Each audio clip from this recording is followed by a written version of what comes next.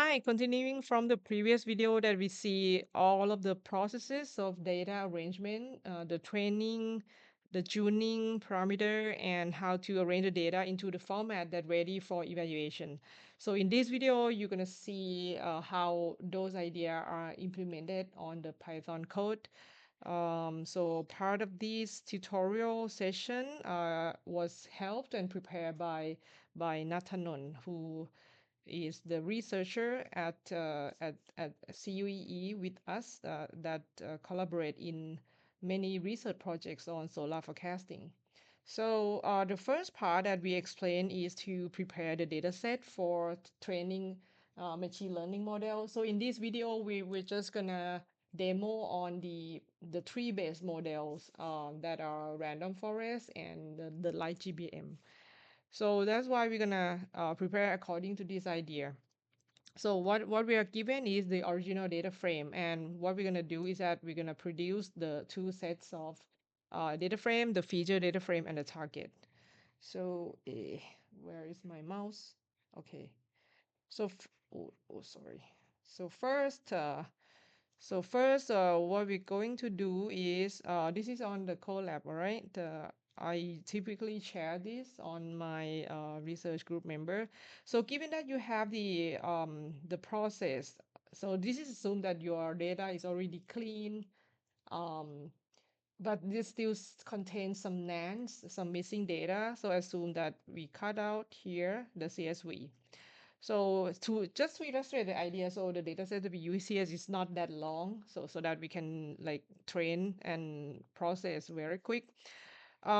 We have examined the data set before, and we see that there's some portion of the data that we should drop. So we the filter the data that are not contain these drop range, and we also uh, select the data only the daytime. So this is quite the practice on the solar application, because at night all the solar irradiance is 000. So these kind of samples are not informative for training the model. Okay. So after we done this, so this is the original data frame that we have a lot of variables. So we have the solar power, the temp, the irradiance, the clear sky irradiance. This is the temperature forecast from NCEP. This is from the MERA database. It's the reanalysis database. This is the irradiant forecast from NCEP. This is cloud index, and this is the smooth version. All right. So you can see that sometimes the data are missing and so on. Okay. When we plot it, I plot the variable I, so you can see that the range of the data are missing. And now I'm just gonna zoom in. Uh, so you see that typically the solar irradiance has a daily cycle, and it range from 0 to maybe at most the 1000 watt per meter square. Okay, and you see some fluctuation along the way. I need to zoom out so that mm, I should zoom out. Okay, so that we can zoom in very easily. Okay, so you see some fluctuation here. So next, what we're gonna do is that, as I said, we're gonna, as I mentioned, that we're gonna create this data frame, right? So we develop a function, the split train test, so that it can allow us to create such data frame. So in order to do so, remember that the concept is that you need to specify the variable that's supposed to be the lag regressor, which variable is supposed to be the future regressor, right? Which variable is supposed to be the target. So that's why we write the functions that allows you to specify the target. The default is I, and the exogenous, now the default is only one variable, cloud index, and the future regressors. Okay, and the users must specify the resolution here. This is 15 minutes, and also the number of forecast, the number of lags. All right. And because this is gonna create this data frame, and also it's gonna split into train validation and the test set. So we also um, need to specify the days, the date time. So in this example, I don't illustrate the hyperparameter tuning, just train and test. So that's why I give the index of the date time that's supposed to be the beginning of the test set. Okay. So what it's gonna do is that basically this function is gonna read the full data frame, the original data frame, which is supposed to be this guy, right? Original data frame, and it will collect the lag, the auto, the future regressor according to user specification. Okay. So that's why the conceptual idea is to determine the future regressor columns, all right, the target column, the historical column. This is supposed to be the lag regressors, then the auto lag, all right. And all the steps behind, you can look at in the details if you happen to use our code as well. Okay, so this is basically just to arrange into the frame that okay, we have select the features column, assign it to X, and the target column assign it to Y. So the target columns, of course, the target columns will be the target when you shift the data to the future time index. Remember, the target data frame is supposed to be yt+1, yt+2, and dot dot dot. So basically, the code just do this for us. Okay, and the result it return X train, Y train, X trace, Y trace, and also like the whole data frame. Okay. So once we have this method, all right, this function, we call it on this. So in this example, okay, suppose I do the forecasting uh, for 1 hour, and my data is in 15-minute resolution. So actually,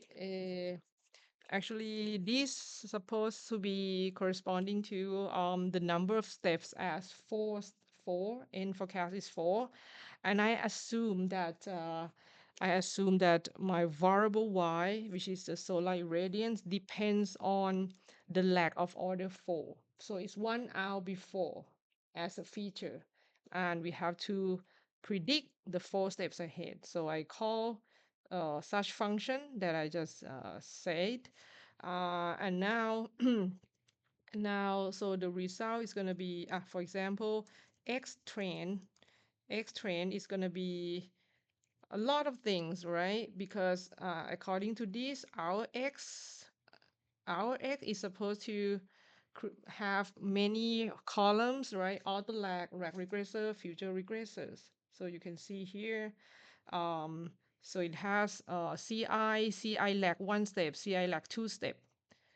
We have the auto lag here, I lag one step, and so forth. All right. So I can print everything for you. So for the X train, okay, if we can see overall, it's gonna have this is exogenous lag. This is auto lag, right? And these are, remember the iClear Sky? iClear Sky, we specify as the future regressor. So you have iClear lead one step. This is T plus one. This is T plus two. This is T plus three, right? And we have the iForecast, supposed to be our future regressor. So it's going to be lead one step, lead two step. All right. So according to our math notation, this is when you see lag one step, this is t minus one, lag one step. How come? When you see lead one step or sorry, when you see lead two step, for example, that is the future regressor at time t plus two. Okay. Um, okay, what else? So you see overall all the column of X trains, all right? I specified that the lag is four steps, so you're gonna have lag four step. I specify that the N forecast, the number of multi steps is four, so you're gonna have lead up to four steps. Okay. For the Y, this is the target, supposed to be I lead one step and so forth. Okay. So we can take a look, maybe we can take a look again. This is X, right? And this is my Y. This is my Y. So as I said, this is the target data frame that I just explained in the previous video. Okay, that is obtained by shifting up the original data frame of the target. Okay. So once we have X, we have Y, both train and test, right? So now on this notebook, I intentionally just to arrange the data set. So when I arrange it, I save it. I save it to a file. Uh, and now we're going to the second notebook. So this notebook will read the data frames that we store into a path, and we'll train the model and do some basic evaluation. Okay.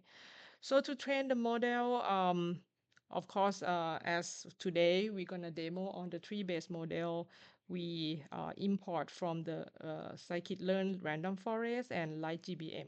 Okay, here's the main library. We will we will explain shortly that we have an option like alternative approach that you can uh, remember I said previously about the tree-based model that there are what I said about the tree model is that it's scalar output, right?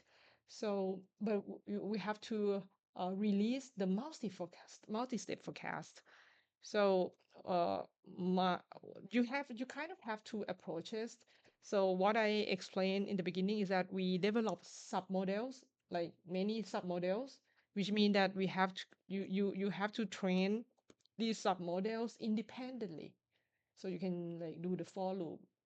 All right, but actually the scikit-learn also provide the multi-output regressor package so that you can uh, you can define the same model architecture for for all the submodels, and it just like more compact in terms of code, but it has some limitation that I will explain later. Okay.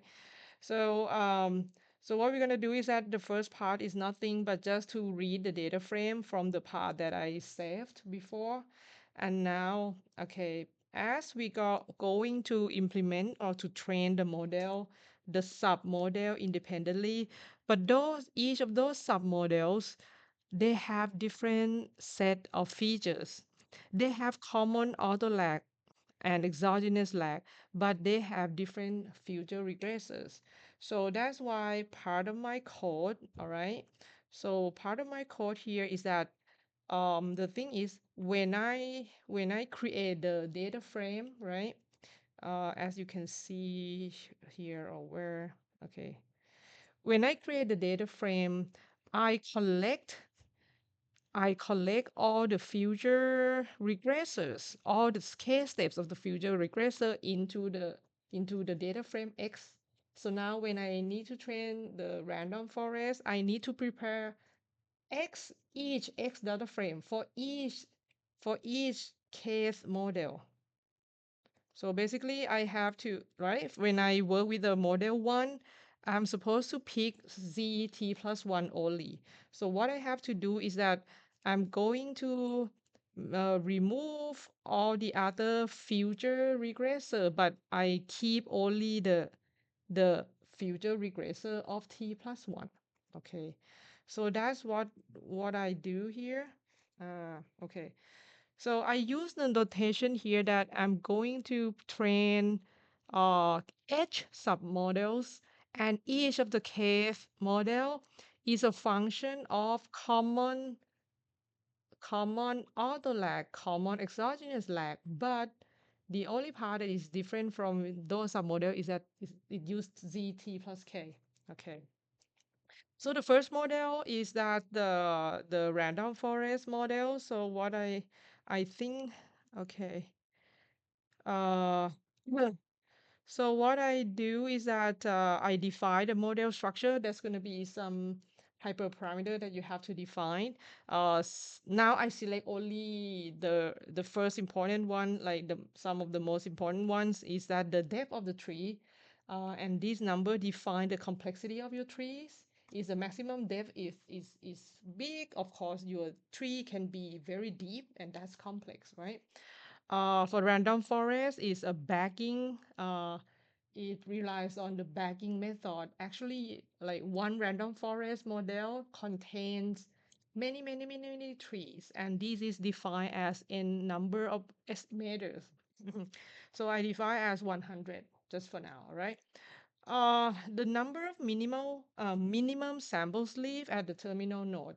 All right, so this is going to be the number of the samples Y you use to average as a prediction.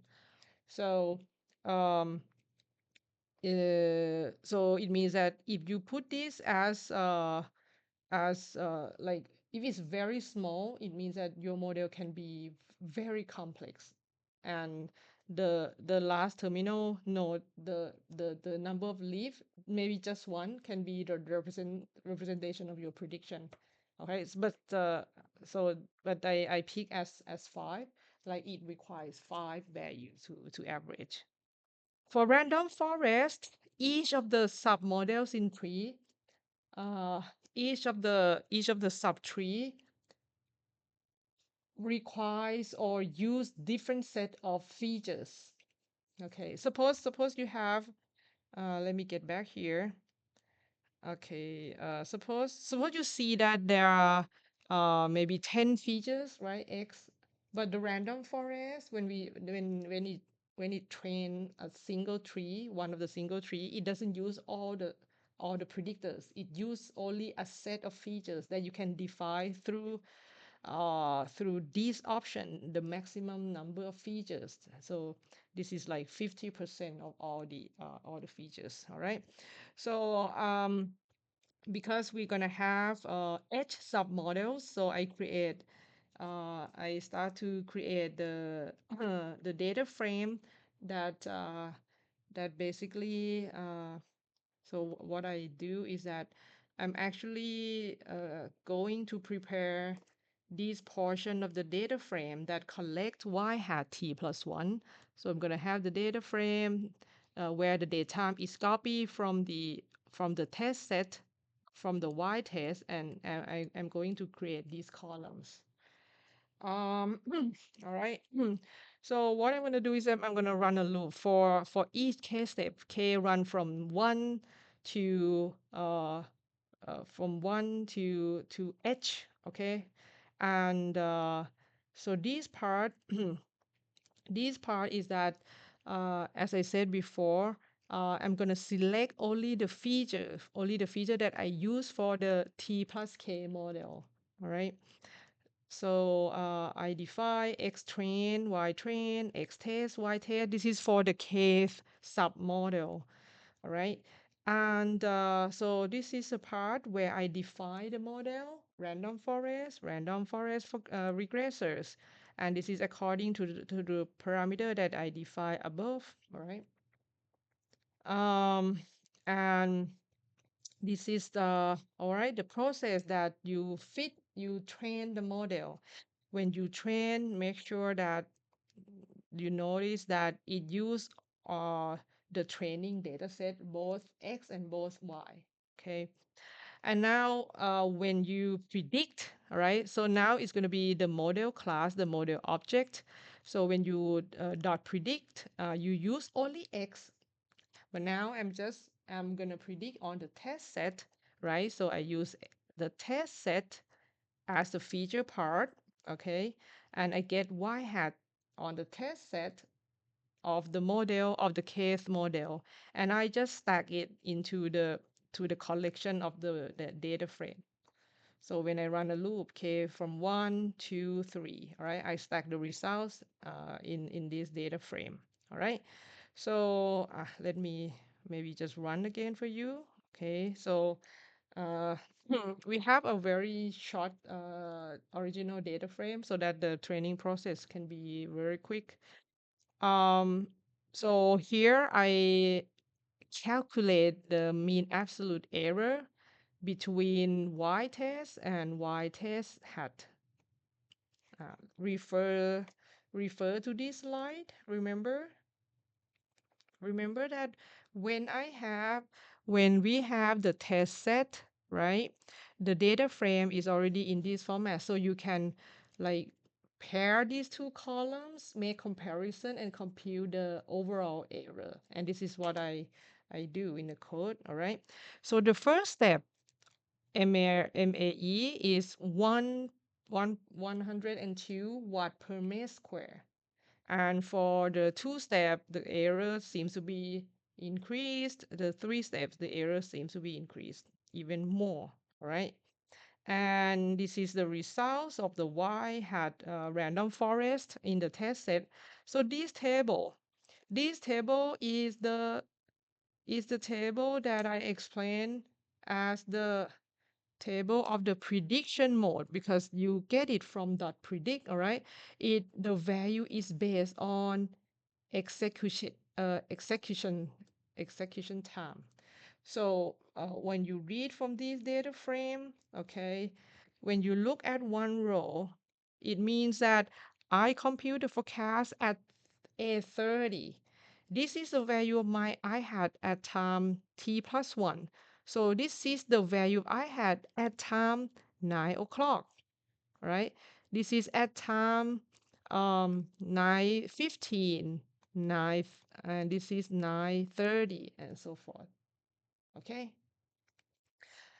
Okay, this is just a demo for random forest model, and luckily for training the LGBM model, which is also another tree-based model, but uh, it has a very uh, improvement based on the training time because of the mechanism of uh, how to build a tree, how to find the gradient and all that. All right.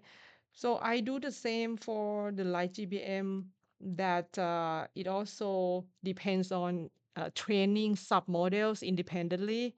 So for the light GBM, I first define the maximum depth of the tree and number of estimator as 500. I said 500. Okay. Yeah. So this is quite different from the random forest model. So I do the same thing, and I train. You can see that the training time is very quick compared to random forest.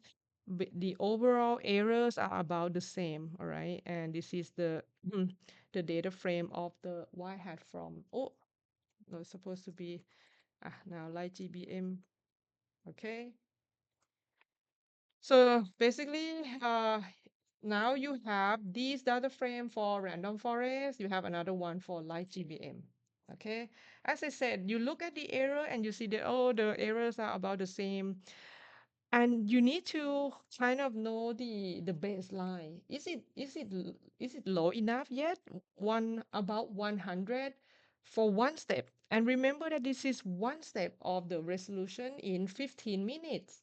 It means that to predict 15 minutes ahead, the error is about 100 watts. Okay?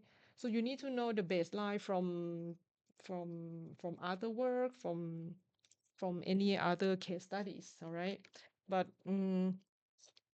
but let me tell you right away that the error is still high. Okay, because as I said, the data set that we use in this demo is not like very long, not huge data set, and we haven't tuned the hyperparameter yet. All right, so the set that we pick here may be not very optimal. Okay. The next one is to when we see the performance in overall, I would like to make a time series plot. So what I'm gonna do is that follow this idea, right? So we have these two data frame, the target data frame and the data frame from the prediction mode. But as I mentioned in the previous video that when you have the prediction on this table, the thing is you can compare the two guys directly. You can plot yt plus 1 versus y hat t plus 1 because they are the value at the same time, but it's a time at t plus 1. So it's not corresponding to the column datetime. So that's why in order to plot, you can still use the two table, but you need to create another datetime column that shift, uh, shift, shift to the future, right? So if you decide to plot the kth step ahead, you create a datetime that shift the time by t plus your resolution times the k step. Okay. And this is what I did in the code. Suppose I plot the k step to be plot is the first step, all right? So I create the data frame to plot the data frame that used to plot. I copy from the data frame y test. My y test is on the left hand side, all right? And then and then I create the this is where I shift the date time, all right? I use I use the original index, which is the index from the y test, and I shift it. I plus the time delta to be your 15 resolution times the k step to plot. All right, and I set the new columns. I refer to it as the time of my y hat to be the index of this data frame. Okay, so once I do that, okay, I have only the data frame of the variable that I plot that I would like to plot. So it's going to be this is going to be my actual y in the future, and this is the light GBM method and the random forest method. Okay, and of course, okay, if I pick two, all right, so this is to select the two step ahead to be plot. All right.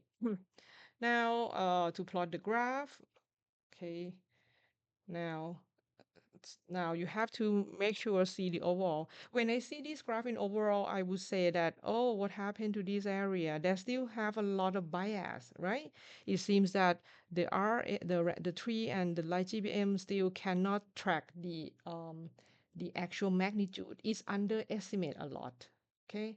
Um, you pan, okay, you see overall. And those two methods seem to be more or less very quite very similar in terms of the dynamics, in terms of the fluctuation. Okay. Um, okay. So this is it. This is kind of how to train multi now, let me get back. This is training the scalar output models that require to use many submodels. And let me just give you an alternative choice that you can use the multi-output regressors as well for scalar output model. Um, but I didn't implement it because if you use this package, it means that you can use only a single set of feature to all the submodels. All right. So this is to define from the multi-output regressor package that you're going to use RF model according to this structure, all right, as your multi-output model object. But in the training process, you have to use the same X for all submodels. And this is not what I wanted to do. That's why we train submodels, those submodels independently. Okay, this is all for this video demo, right? In the next video, I hope that I can illustrate all the other forecasting methods uh, more. For example, the next one would be the neural profit model.